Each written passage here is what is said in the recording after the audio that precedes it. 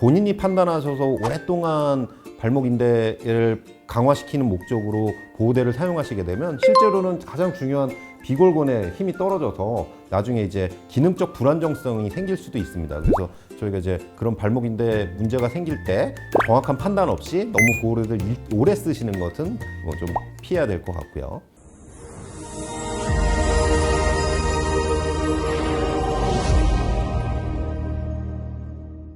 안녕하세요.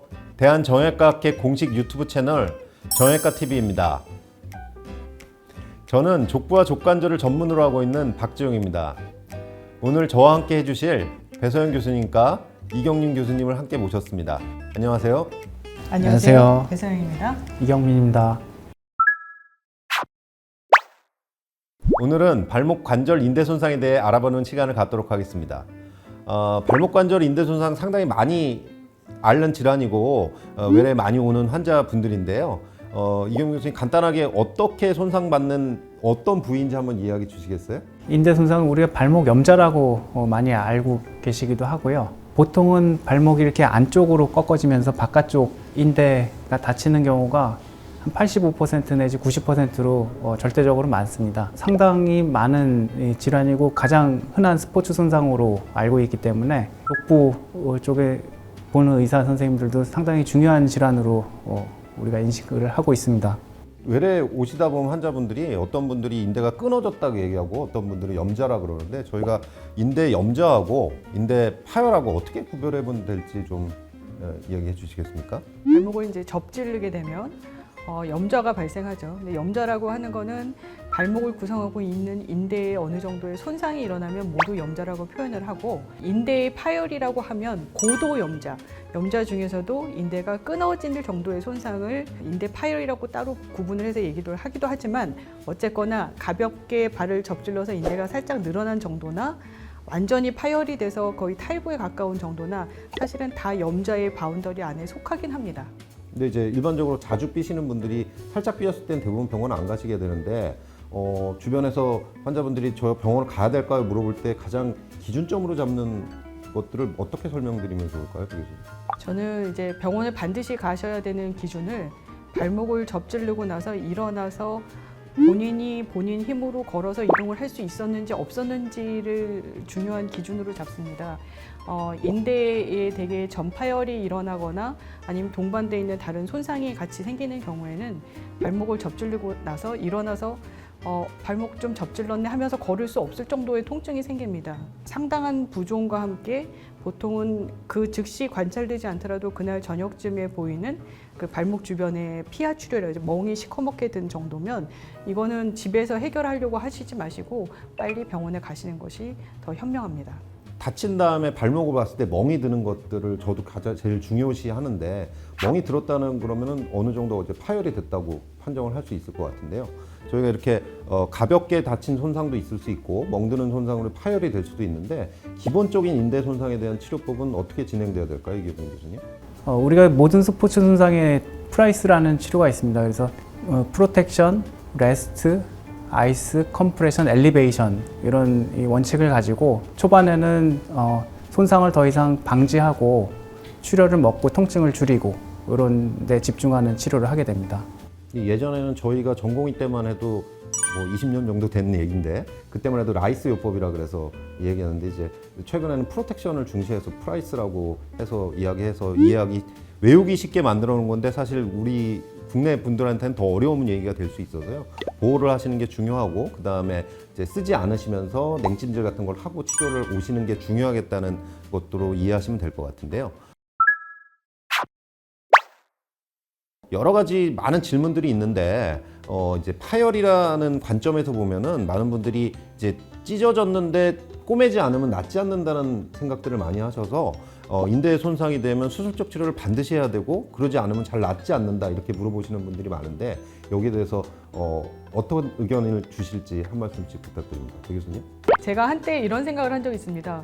발목은 다치라고 있는 관절이 아닌가 이런 생각을 한 적이 있습니다. 너무 흔하거든요. 일생을 통틀어서 발목 관절을 한 번도 접질리지 않고 지나는 경우가 과연 있을까 싶습니다.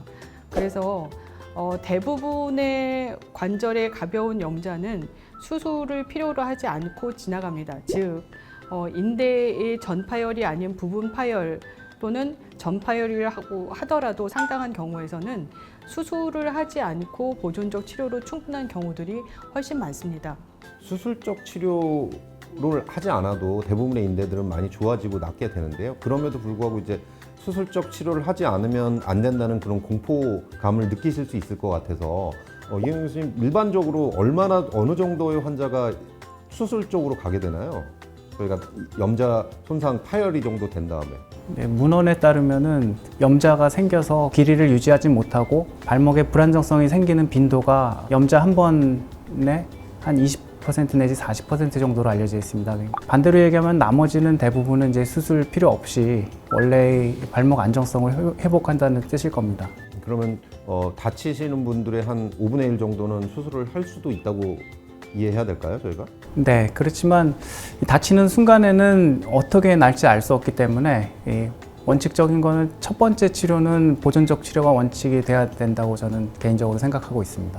네, 저도 덧붙여서 한 가지 말씀드리자면 빈도상으로 문헌상으로는 이제 그런 데이터들이 있지만 실제로 데이터에 포함되지 않는 발목 염자들이 상당합니다. 왜냐하면 발목을 접질르고 나서 집에서 며칠 안정하고 그냥 지나는 경우들이 상당히 많고 그런 경우는 사실은 그 어떤 통계도 잡히지 않고 병원에 오시지도 않기 때문에 저희 통계를 하는 관점에서 보면 모집단 자체에 아예 포함이 되지 않는 거죠. 그래서 많은 부분이 수술을 하지 않고 그냥 지나갈 수 있다고 생각이 되고 아까 얘기해 주신 것처럼 1번 피해에 해당하는 프로텍션, 적절한 위치에서 적절한 길이를 유지할 수 있도록 발목을 보호하는 것이 가장 중요한 치료가 아닐까 이런 생각이 듭니다. 이 보호하시는 것으로 잠깐 넘어가 보면은 염자가 되고 인대 손상이 되면은 급성기에 프로텍션 하면서 치료를 하게 되는데요. 어떤 환자분들은 외래에 내원하실 때 2, 3개월이 됐는데도 여전히 붕대나 발목 보호대를 아주 지속적으로 사용해서 내원하시는 것을 볼 때가 있거든요. 근데 이제 일반적으로 근육은 사용하지 않으면 힘이 빠지게 돼서 장기적으로 보호대를 쓸 때 여러 문제점들이 있다고 보고들이 되는데요. 보호대나 이런 붕대 같은 것들을 언제까지 사용해야 되는지에 대해서 기준점을 좀 제시해 줄 수 있을까요? 저 같은 경우에는 이제 경미한 손상, 부분 파열에 해당하는 정도의 제가 부분 파열이라고 말하는 것은 모든 인대를 다 포함하는 건 아니고 이제 흔히 파열이 일어난 전거비 인대를 얘기를 하는 겁니다. 목가 쪽 복숭아뼈에서 발로 연결되어 있는 흔히 접질러지고 흔히 통증을 유발하는 바로 그 자리에 이제 손상이 있을 때를 얘기하는데 경미한 경우에는 한 3주 그다음에 아주 심하게 접질른 경우에는 사실은 어느 정도 기간의 움직임 제한이 필요하기 때문에 부목이나 아니면 석고 고정을 하는 것을 권하고요. 풀고 나서 그다음에 일상생활로 복귀하는 과정에서 한 6주까지 그러나 그것을 하루 종일 하는 것을 권하지는 않습니다. 그러니까 집안에서 그냥 잠깐 딛는 정도는 인대를 손상시키는 과정이 아니기 때문에 그럴 때는 그냥 맨발로 계시면 되고 주무실 때 당연히 그냥 계시면 됩니다. 그러나 이제 밖에 나가서 활동을 하는 경우에는 어느 정도 보호가 필요하기 때문에 보조기를 착용을 간헐적으로 하는 것을 권하는데 최대한 한 달 반 이상을 넘기지 말라고 저는 권고하는 편입니다. 저도 배성훈 교수님하고 비슷하게 인대 자체가 아무는 시간은 보통 한 6주 정도로 저도 생각을 하고 있고 6주 이상은 잘 채우지는 않습니다. 그 이후에도 환자가 많이 불편해하면은 가능하면 평지 걸을 때는 좀 풀고 지내고 경사진대나 울퉁불퉁한데 꼭 이렇게 좀 삘 위험성이 많은 데만 잠깐씩 착용하도록 권유하고 있습니다. 예, 그래서 보통은 6주에서 8주 정도가 대부분 많으신 것 같고요. 이제 환자분에 따라서 자주 삐실 만한 환경이 있다든지 이제 위험 요소들이 많은 분들은 3개월까지도 하시는 경우들이 있는 것 같은데요. 근데 이제 의사의 진단이나 치료 없이 그냥 본인이 판단하셔서 오랫동안 발목 인대를 강화시키는 목적으로 보호대를 사용하시게 되면 실제로는 가장 중요한 비골건에 힘이 떨어져서 나중에 이제 기능적 불안정성이 생길 수도 있습니다. 그래서 저희가 이제 그런 발목인대 문제가 생길 때 정확한 판단 없이 너무 보호대를 오래 쓰시는 것은 좀 피해야 될 것 같고요. 다음으로 이제 인대를 이렇게 다치고 나면은 방금 전에 배 교수님이 얘기 주셨지만 아주 많이 다치듯이 한 번 다친 사람은 계속 다친다, 평생 반복해서 다친다는 그런 생각들이 있는데 이게 이제 만성적으로 생기게 되는 이유는 뭐고 이 만성으로 변화되는 환자한테 가장 중요한 치료 조치는 뭐가 될까요? 인대가 손상되고 나서 그 다음에 만성화되는데 어떤 것들이 영향을 미치냐에 대해서는 이제 논란의 여지가 많습니다만 활동의 정도도 영향을 미친다고 되어 있고요. 초기에 보호를 잘 하지 못하는 경우도 만성으로 진행할 수 있습니다. 하지만 이제 거기에 덧대서 발이 가지고 있는 개인의 특성이 있습니다. 그래서 어떤 경우는 쉽게 취약하게 만성화될 수밖에 없는 그런 구조적인 특성을 갖고 있는 경우들이 있는데 그런 것들에 대해서는 여기서 자세하게 설명드리기는 너무 전문적 지식이기 때문에 발을 전문하시는 정형외과 선생님한테 가서 상의하시기를 권하고요. 그런 초기 치료가 잘못돼서 내지는 어떤 요인으로 해서 가지고 있는 요인으로 해서 불안정성이 발생을 하게 된다면 그 정도에 따라서는 이제 수술적 치료를 필요로 하는 경우도 생깁니다. 이경 교수님, 반복적으로 다치는 가장 큰 원인이 어떤 거라고 생각하세요? 우리가 급성 염자로 다친 인대가 길이가 좀 늘어나는 상태로 아물게 돼서 그게 이제 불안정성을 일으킬 텐데 그거가 아무래도 이제 중요한 원인이 되겠고요.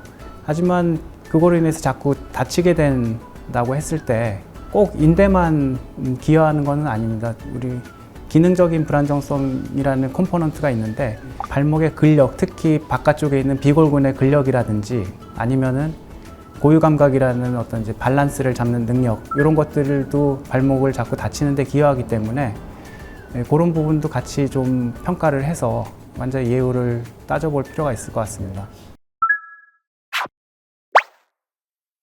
발목인대 손상은 상당히 많이 발생하는 질환이고 특히 외측인대, 발목의 외측인대 손상은 굉장히 많습니다. 그리고 이제 발생한 이후에도 재발되는 확률이 많고요. 일반적으로는 10에서 15% 정도의 발목인대 외상이 만성화돼서 수술받는 것으로 알려져 있는데요. 그것도 아까도 말씀드렸듯이 워낙에 적게 손상되신 분들은 병원에 내원을 안 하시기 때문에 실제로는 손상되는 부분에서 수술 받으신 분은 굉장히 적을 수 있는 것 같습니다. 그래서 발목인대가 다치고 나면 무조건 만성화된다고 너무 걱정하실 필요는 없을 것 같고요. 필요하실 때 적절하게 프로텍션 하시면서 전문가를 찾으셔서 향후 치료를 받으시는 게 중요하겠고요. 비골근 강화 운동 등의 적절한 운동을 통해서도 안정성이 회복되지 않는 경우에는 수술을 하실 수 있다, 이렇게 이해하시는 게 좋을 것 같습니다. 여기까지 도움이 되셨다면 구독과 좋아요. 알람 설정 부탁드리겠습니다. 감사합니다.